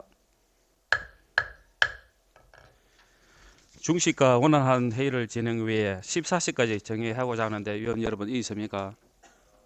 이 없으므로 14시까지 정회를 선포합니다. 의석을 정돈해 주시기 바랍니다. 성원이 되었으므로 회의 속결을 선포합니다. 계속해서 복지환경국, 안전도시국, 의회 사무과 보건소에 대한 총괄 질의를 하도록 하겠습니다. 우리 아까 어디까지 했지? 여기. 복지환경국, 복지정책과에 질의하실 의원 계십니까? 예, 과장님 답변석으로 나와주시기 바랍니다. 김진 위원님 질의해 주시기 바랍니다. 예, 과장님 수고 많으십니다. 저는 여기 주요 경상 사업 설명서 세부 사업명은 이웃돕기 사업 및 취약계층 지원입니다. 근데 여기 개별 사업으로 여러 사업이 들어가 있는데 그 중에 온라인 수강권 바우처 이거 아시죠? 이제 온라인 강좌 듣는 네, 복지정책과장 옥승현입니다. 김진 위원님 질의에 답변 드리겠습니다. 예, 있습니다. 그 내용. 예. 그래서 이제 중학생, 고등학생들이 온라인 강좌를 듣는 거를 60만 원까지 지원해 주는 겁니다. 그래서 이 사업을 처음 제가 보고를 받았을 때 그때 지금 국장님으로 계신 정임숙 과장님 제 방에 와서 설명을 하실 때 저는 이 취약계층 학생들의 학습을 도와주는 이 생각 자체는 참 좋은데 이게 꼭 온라인 수강권을 주는 것이 이게 맞는지 제가 생각하기에 우선 첫째 우리 수영구의 돈을 뭐 이투스나 메가스타디 이게 뭐 1억이 조금 넘는 돈이라고 하더라도 어쨌든 서울로 돈이 빠져나가는 것이고 그다음에 이 온라인 강좌라고 하는 것이 저도 자식을 키워서 알지만 얼마나 많은 온라인 강좌를 카드로 결제를 했겠습니까? 근데 이 수강이 생각만큼 그렇게 잘 안 되거든요. 그래서 그런 거를 다 확인할 수 없지 않겠느냐. 그때 그런 말씀 드렸었는데 그래도 한번 잘 해보고 싶다고 하셔서 그때 이제 예산이 승인이 되었습니다.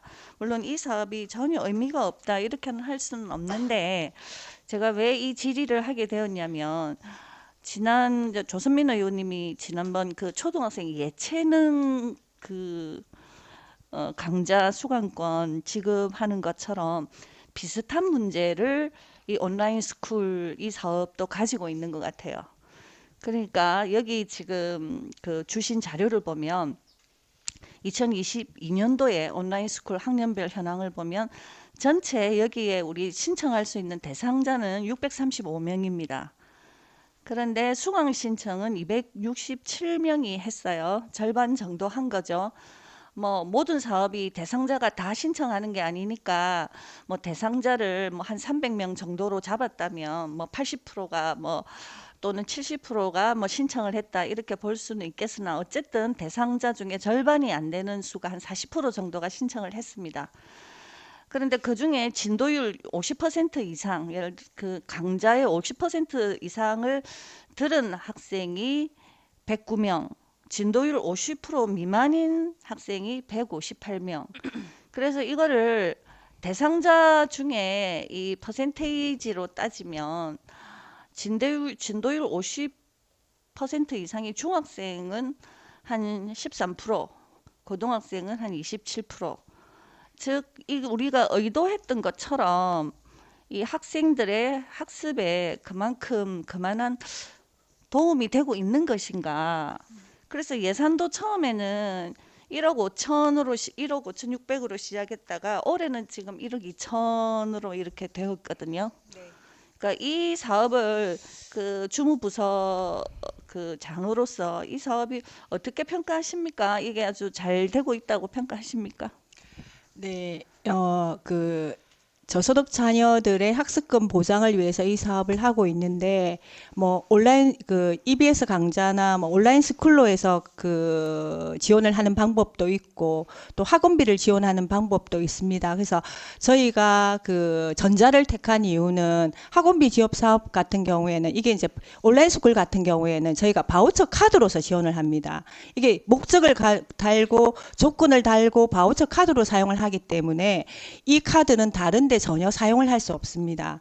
근데 학원비 그 지원 같은 경우에는 저희가 학원을 수강을 하고 나면 학원으로 지원을 하게 되면 또 초등학생하고 달리 물론 초등학생도 요즘 성숙하기 때문에 뭐 별반 다를 건 없지만 중학생, 고등학생은 그거를 저소득층이라는 이름을 달고 학원을 수강을 해가지고 학원비를 주고 이렇게 하면 애들이 억수로 그 낙인이론이라 할까 약간 부작용이 있기 때문에 저희가 그런 거를 아무 그거 없이 지원할 수 있는 방법이 뭘까를 해서 저희가 온라인 스쿨로 해서 지원을 하게 되었고 그 중에서도 이제 인지도가 높은 4개사를 선택을 해서 본인한테 자율권을 선택을 해서 지원을 하게 되었습니다. 그래서 물론 이게 뭐 50% 이상, 50% 미만이 숫자가 109명, 158명 이 정도 되면 몇 명 안 된다 생각하지만 또 이거는 또 생각하기 나름인 것 같습니다. 저희는 109명이나 267명 중에 109명이나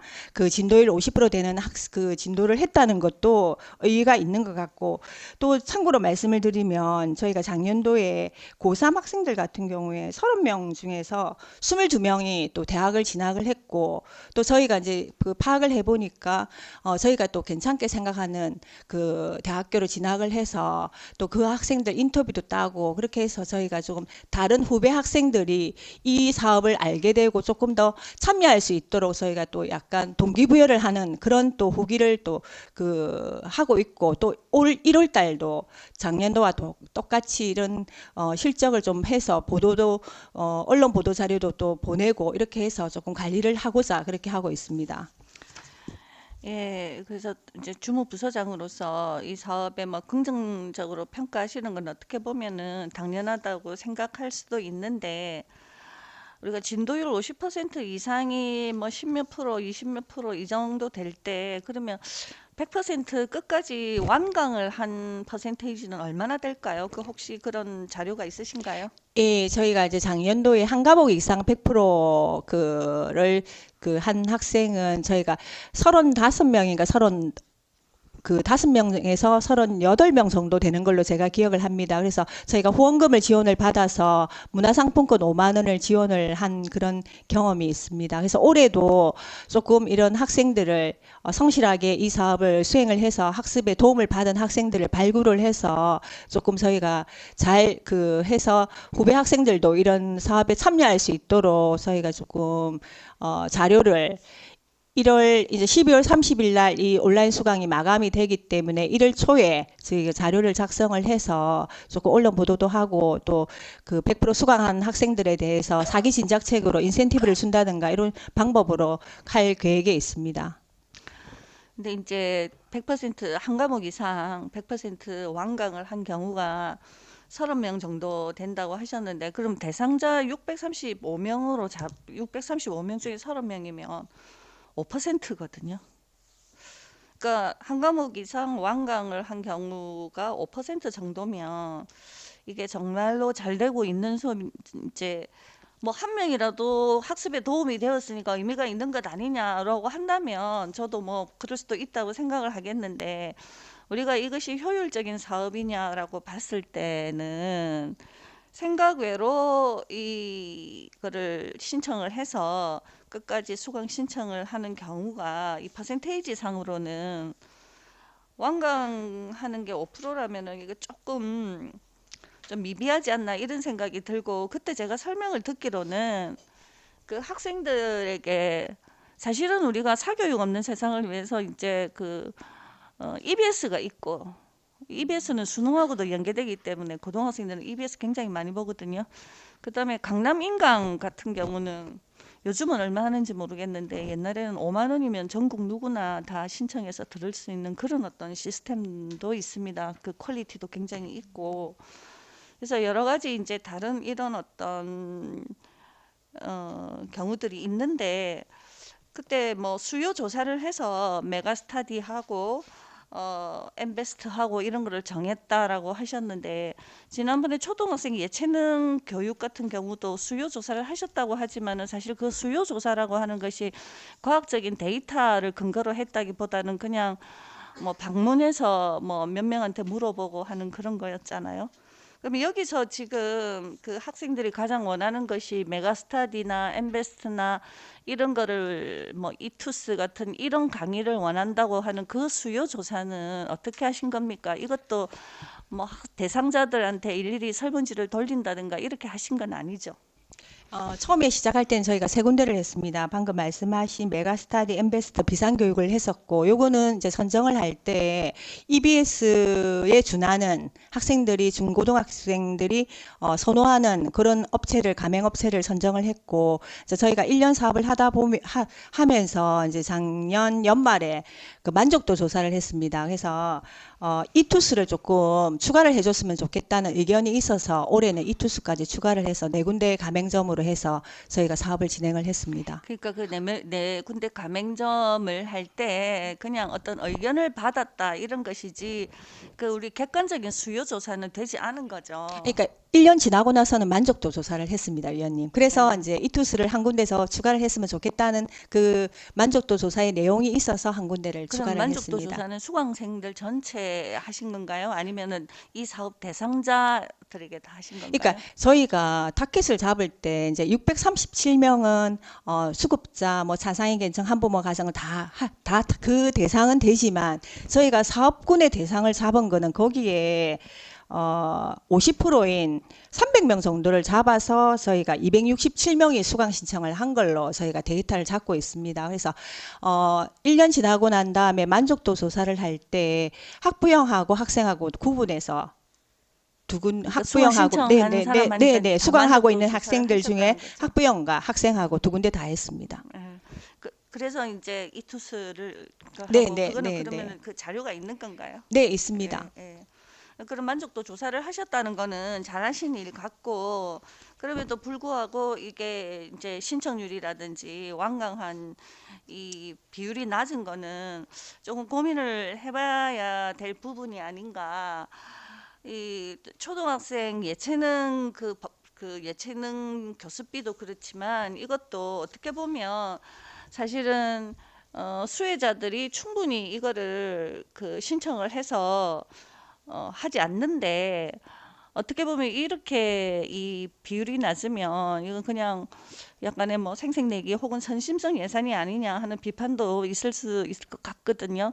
이게 뭐 취약층의 어떤 그 학습하는 것을 도와준다라고 하는 그 명분은 참 훌륭하지만 과연 이것이 이제 정말 실효적인 이런 학습 성취가 되느냐. 제 생각에 이게 학습을 유지를 하려고 하면 중고등학생들은 사실은 그 옆에 사람이 붙어야 돼요. 그러니까 무슨 말이냐고 하면 부모든지 교사든지 누가 어른이 붙어서 끌고 나가야지 자율적으로 강의를 듣는 것만으로는 사실 자식 키워 보셨으니까 뭐 다 아시겠지만 사실 쉽지가 않습니다. 그래서 조금 더 어떤 그 정말로 이 학습 그 이제 권을 보장을 하려고 하면 조금 더 고민을 해봐야 되는 부분 아닌가. 이게 굉장히 야심차게 진행한 사업인데 의외로 이 결과를 받아보니 그 수강 신청도 좀 저조하고 완강한 그 완강한 학생 수는 더 저조하고 이래서 결과물에 대해서는 과장님과는 달리 저는 조금 실망스럽거든요.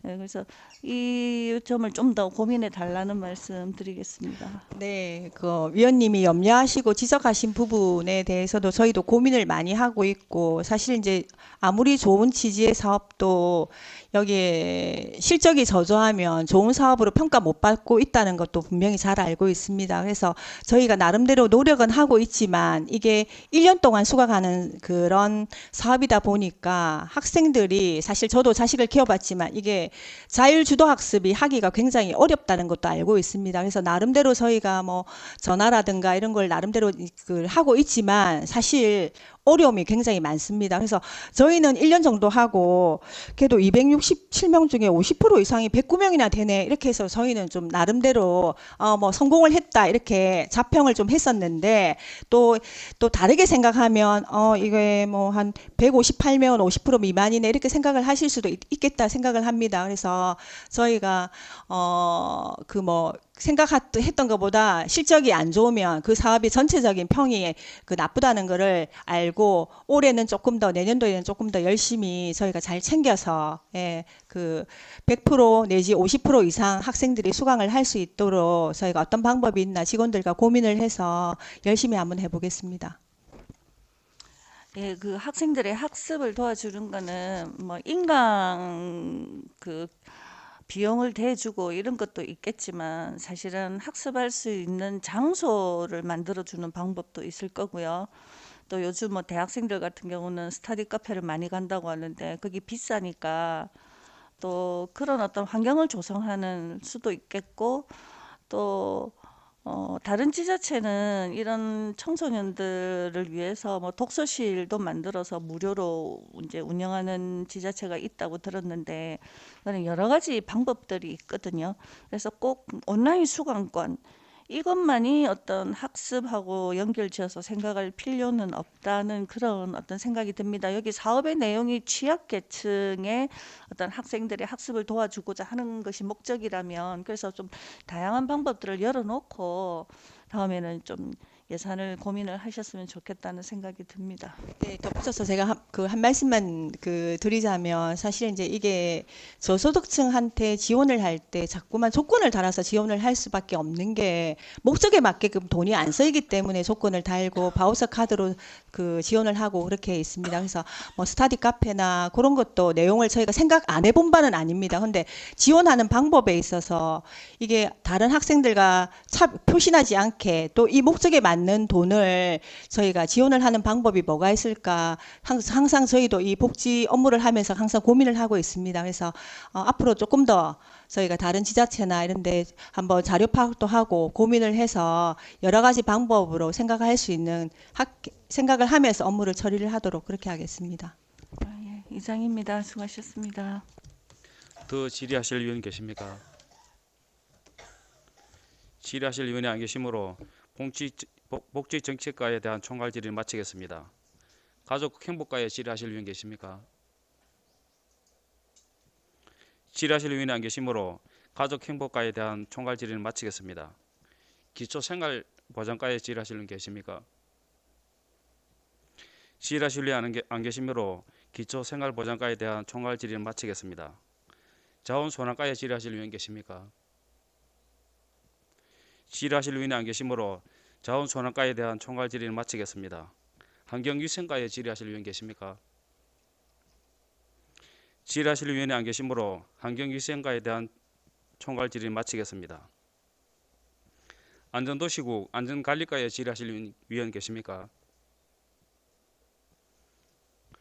질의하실 의원이 안 계시므로 안전관리과에 대한 총괄 질의를 마치겠습니다. 교통행정과에 질의하실 의원 계십니까?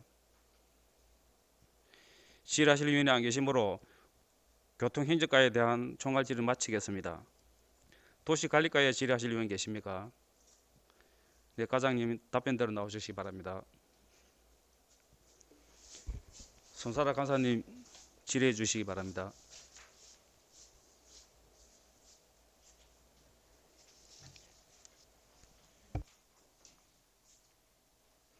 네, 과장님 수고 많으십니다. 주요 경상사업 설명서 664페이지 소망 조형물에 대해 질의드리겠습니다. 소망 조형물에 대해서 설명 좀 부탁드리겠습니다. 예, 도시관리과장 이은입니다. 손사라 간사님 질의에 답변 드리겠습니다. 예, 새맞이 소망 조형물은 저희들이 매년 12지에 해당되는 띠 조형물과 그다음에 해변의 연말 연시를 건강과 안녕을 기원하기 위한 소망탑과 그다음에 삐터널을 설치하는 사업에 해당이 되겠습니다. 네, 감사합니다. 작년 예산안 심의 때 김진 의원님께서 지적한 바가 있습니다. 읽어드리자면 작년에 통과된 예산인데 앞으로는 이런 조형물이 디자인이 나오면 저희 의회와 공유를 좀 해주시고 저렇게 무시무시한 조형물이 나오는 것에 관해서 의회에도 어떤 의견을 나타낼 수 있어야 되지 않겠습니까? 그러니까 내년에는 디자인이 나오면 꼭 공유 좀 해주십시오 했을 때 행정문화국장 박찬주 국장님께서 예, 잘 알겠습니다라고 대답했습니다. 혹시 이 조형물이 나오기 전에 저희가 묻기 전에 질의하기 전에 저희한테 이 디자인 보여주셨습니까? 사전에 본예산 들어가기 전에는 별도로 공유는 못 해드렸습니다. 네, 물론 과가 바뀌신 탓도 있다고 생각합니다. 이번에는 잘 지켜주시기 바랍니다. 이상입니다. 네, 꼭 그렇게 하도록 하겠습니다. 더 질의하실 의원 계십니까? 질의하실 의원이 안 계시므로 도시관리과에 대한 총괄 질의는 마치겠습니다. 건축과에 질의하실 의원 계십니까? 질의하실 의원이 안 계시므로 건축과에 대한 총괄 질의 마치겠습니다. 건설과에 질의하실 의원 계십니까? 질의하실 의원이 안 계시므로 건설과에 대한 총괄 질의는 마치겠습니다. 토지정보과에 질의하실 의원이 계십니까? 질의하실 의원이 안 계시므로 토지정보과에 대한 총괄 질의를 마치겠습니다. 의회 사무과에 질의하실 의원 계십니까? 질의하실 의원이 안 계시므로 의회 사무과에 대한 총괄 질의를 마치겠습니다. 보건소, 보건행정과에 질의하실 의원 계십니까? 질의하실 의원이 안 계시므로 보건행정과에 대한 총괄 질의를 마치겠습니다. 건강정진과에 질의하실 의원 계십니까? 질의하실 의원이 안 계시므로 건강정진과에 대한 총괄 질의 마치겠습니다. 지금까지 전 부서를 대상으로 총괄 질의 시간을 가졌습니다만 질의를 더 하실 의원이 계십니까? 질의하실 의원이 안 계시므로 이것으로 질의는 종결함을 선포합니다.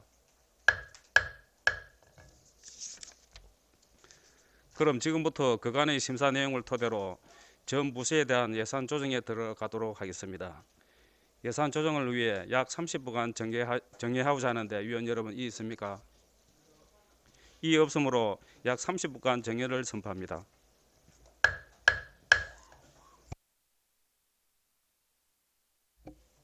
의석을 정돈하여 주시기 바랍니다. 성울이 되었으므로 회의 속결을 선포합니다. 조금 전 정회 시간 동안 예산 조정한 결과 2024년도 예산안에 대한 우리 위원회의 수정안이 제출되었습니다. 그럼 수정안에 대해 손사라 간사로부터 제안 설명을 듣도록 하겠습니다. 손사라 간사입니다. 조금 전 예산 조정 시간을 통해 전 위원이 진지하게 논의한 결과 발의된 2024년도 예산안에 대한 수정안에 대해 제안 설명드리겠습니다.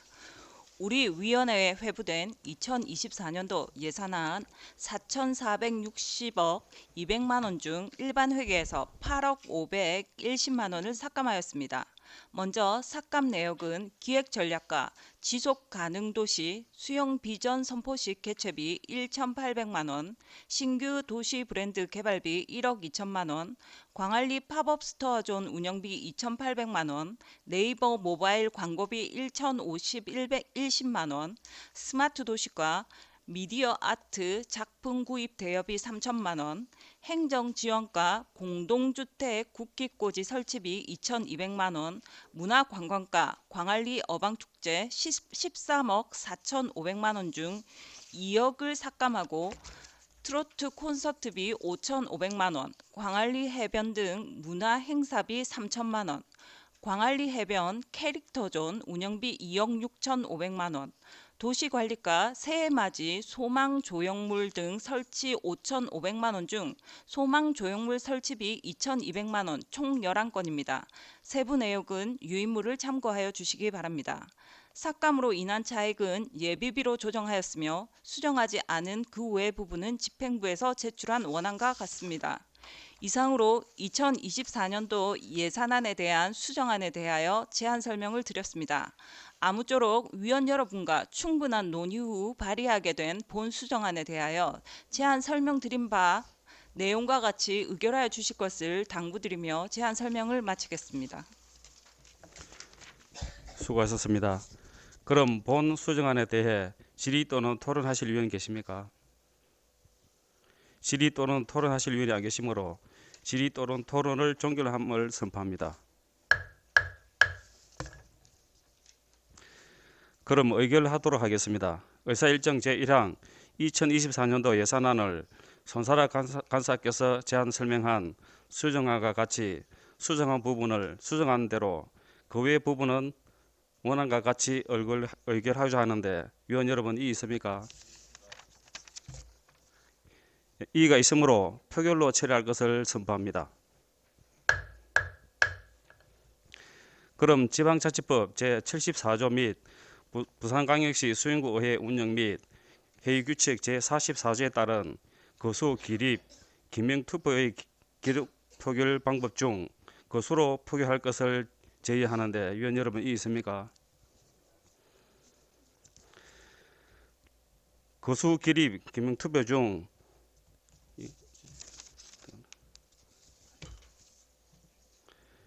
이의 없으므로 2024년도 예산안 수정안은 거수로 표결하도록 결정됐음을 선포합니다. 그럼 2024년도 예산안 수정안에 대해 찬성하시는 위원님께서는 손을 들어주시기 바랍니다.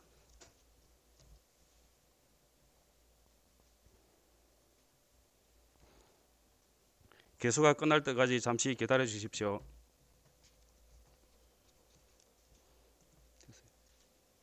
예, 손을 내려 주십시오. 다음 반대하시는 의원님께서는 손을 들어 주십시오.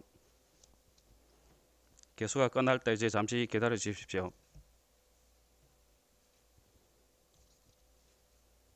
손을 내려 주십시오.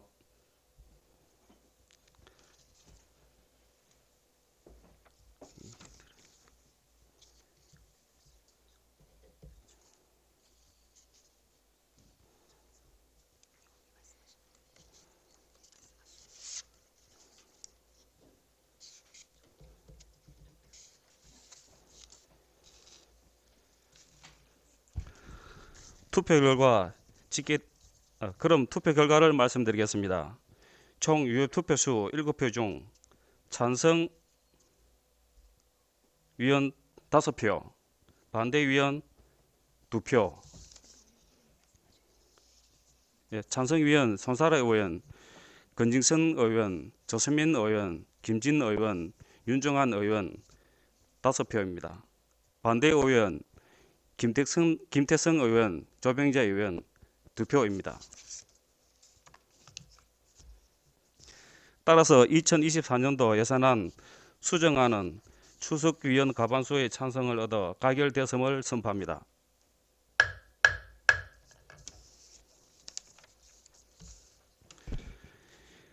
다음으로 의사일정 제2항 2024년도 기금운용계획안을 원안과 같이 의결하고자 하는데 위원 여러분 이의 있습니까? 이의 없으므로 2024년도 기금운용계획안은 원안 가결됐음을 선포합니다. 존경하는 동료 위원 여러분 그리고 관계 고문 여러분, 지금까지 예산결산특별위원회 안건심사에 협조를 아끼지 않으신 위원 여러분과 관계 고문 여러분 노고에 깊은 감사를 드립니다. 우리 위원회의 안건 심사 결과는 12월 15일 오전 11시에 개의되는 제248회 정회에 제3차 본회의에 보고하도록 하겠으며 이것으로 제9차 예산결산특별위원회 일정을 모두 마치겠습니다. 이만 산례를 선포합니다.